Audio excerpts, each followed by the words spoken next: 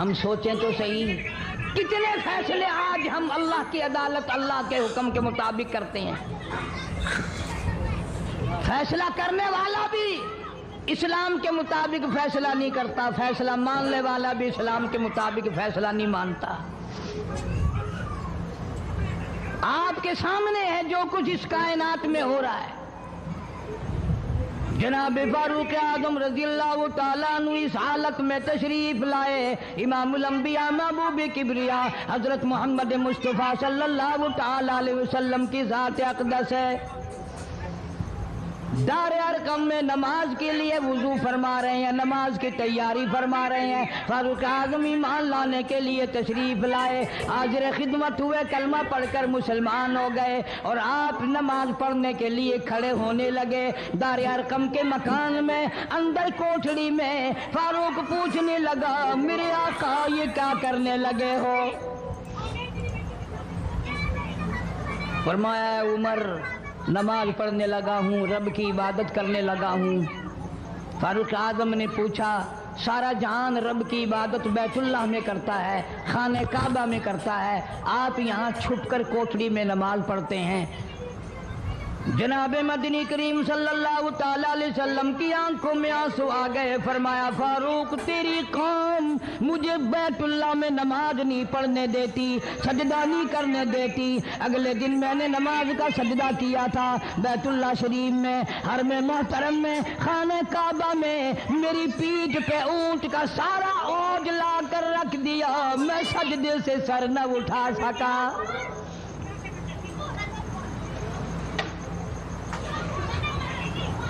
جناب صدیق اکبر رضی اللہ تعالیٰ عنہ فرماتے ہیں، جناب محمد عربی صلی اللہ تعالیٰ علیہ وسلم نے حرم محترم میں بیت اللہ شریف میں کھڑے ہو کر قرآن مجید کی 2-4 آیتوں کی تلاوت فرمائی، سارا مکہ مارنے لگا۔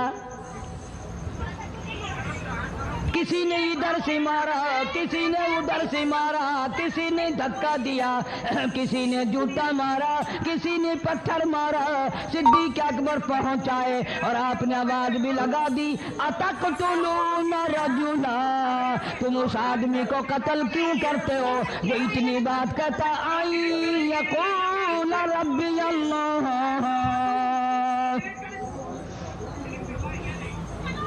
کیوں مارتے ہو جو اتنی بات کرتا ہے کہ رب میرا اللہ ہے؟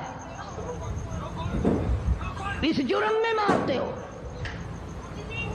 صدیق اکبر رضی اللہ تعالیٰ عنہ فرماتے ہیں، میرے منع کرتے کرتے، بچاتے بچاتے، ہٹاتے ہٹاتے ایک ظالم آگے بڑھا اور اس نے مدنی کریم صلی اللہ تعالیٰ علیہ وسلم کے گلے میں کپڑا ڈال کر اتنے بل چڑھائے۔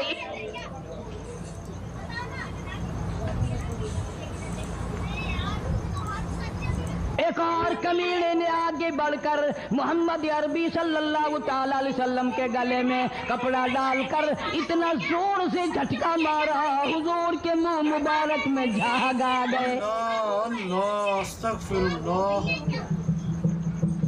اس دین کے پیچھے، اس قرآن کے پیچھے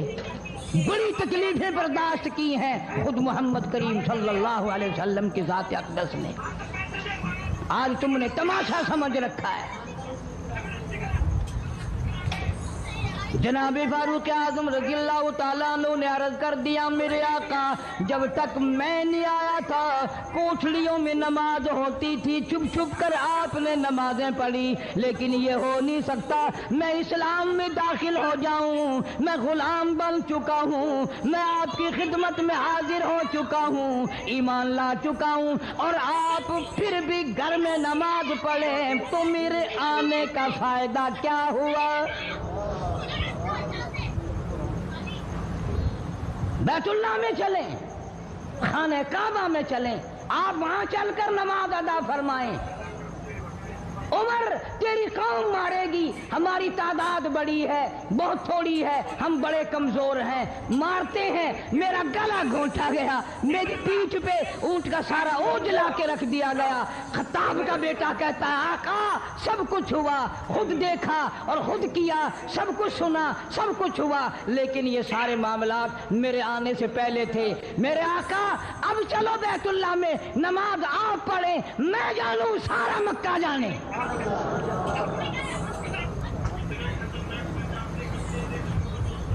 سارا عرب جانے میں جانوں،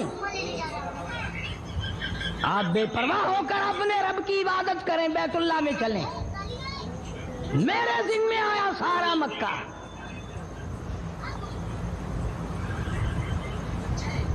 آپ لوگ تو یہ نقطے سمجھیں گے ہی نہیں۔ چاہیے یہ تھا کہ حضور کریم صلی اللہ علیہ وسلم فرماتے چلو ابھی تو تو مسلمان ہوا ہے، ایک ہفتہ تو ٹھہر جا پھر چلیں گے، ہم تجھے بھی دیکھ لینا کتنے پانی میں ہے، تجھے بھی دیکھ لینا کتنے پانی میں ہے۔ نہیں، فاروق اعظم کی زبان پر حضور کو اتنا اعتبار تھا، اسی وضو سے اسی وقت بیت اللہ میں تشریف لے گئے۔ تجھے 60 سال ہو گئے کلمہ پڑھتے پڑھتے، تیرے کلمے کا کچھ نہ بنا، تیرے دین کا کچھ نہ بنا، تیرے ایمان کا کچھ نہ بنا، تیری چٹی داڑھی ہوگی پڑھتے پڑھتے، نہ معلوم مرتے وقت کفر پہ مرے گا یا کلمے پہ مرے گا۔ لیکن فاروق کو کلمہ پڑھے ہوئے 2 منٹ نہیں ہوئے، کالی کملی والے کو اس کے کلمے پہ کتنا بڑا یقین ہے، فوراً بیت اللہ میں تشریف لے گئے۔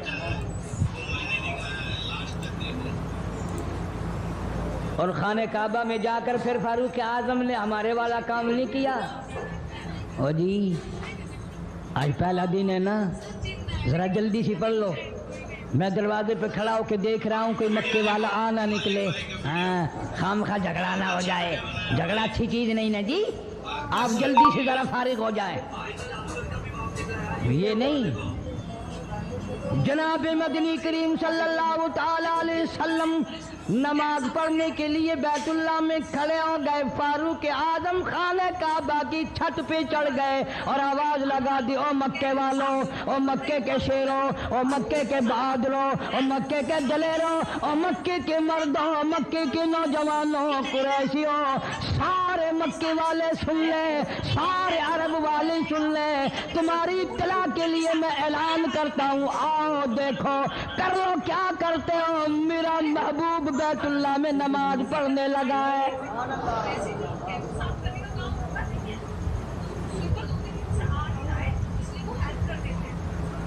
صرف یہی نہیں، آواز لگا دی، مکے والوں جس نے اپنی بیوی کو بیوہ بنانا ہو سامنے آ جائے، جس نے اپنے بچوں کو یتیم کرانا ہو سامنے آ جائے، جس نے اپنے گھر کو اجاڑنا ہو فاروق کے سامنے آ جائے۔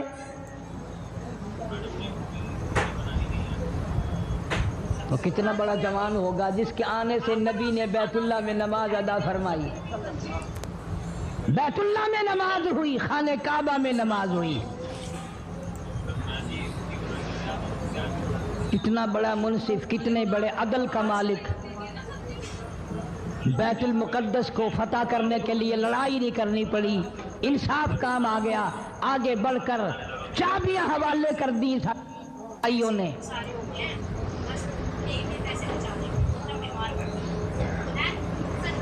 سب لوگ اپنے لیے اچھی اچھی دعائیں مانگتے ہیں،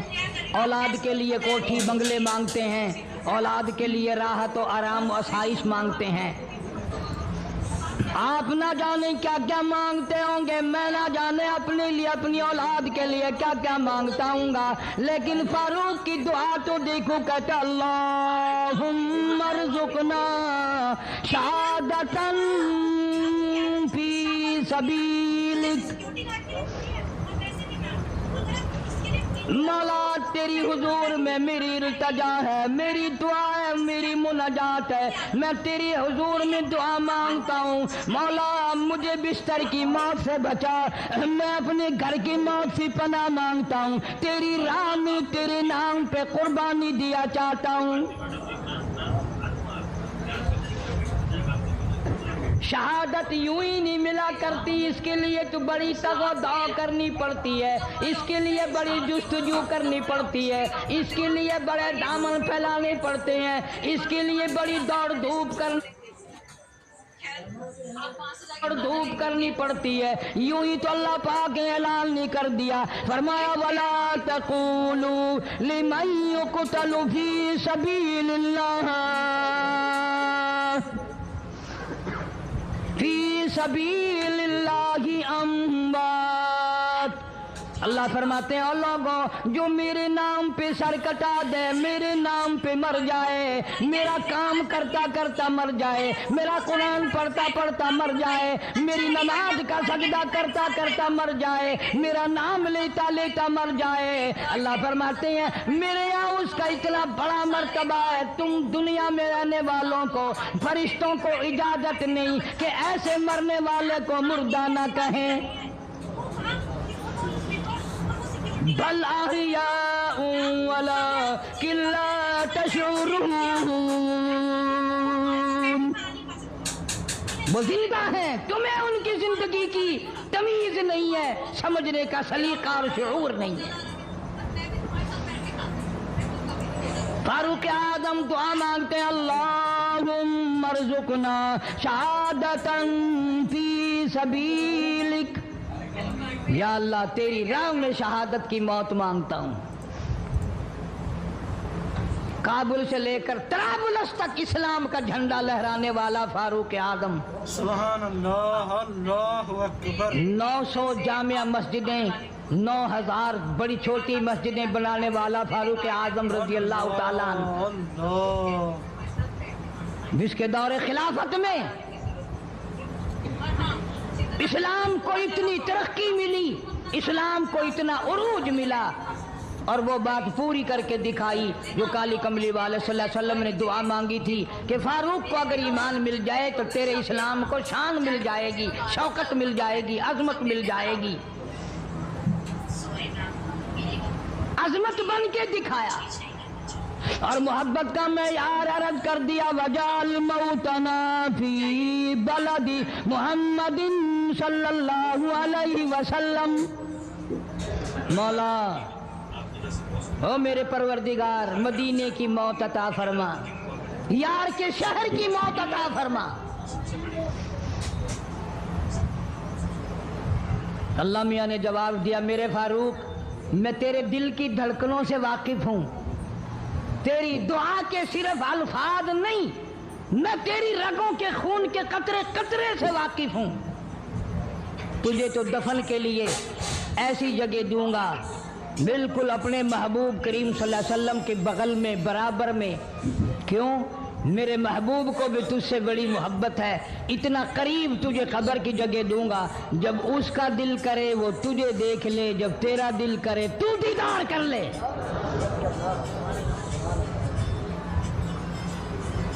تجھے تو اتنا قریب جگہ دوں گا، تو مدینہ مانگتا ہے۔ اور فرمایا فاروق تجھے ایسی موت دوں گا، کسی کی شہادت کی گواہی دینے کے لیے احد کا پتھر آئے گا،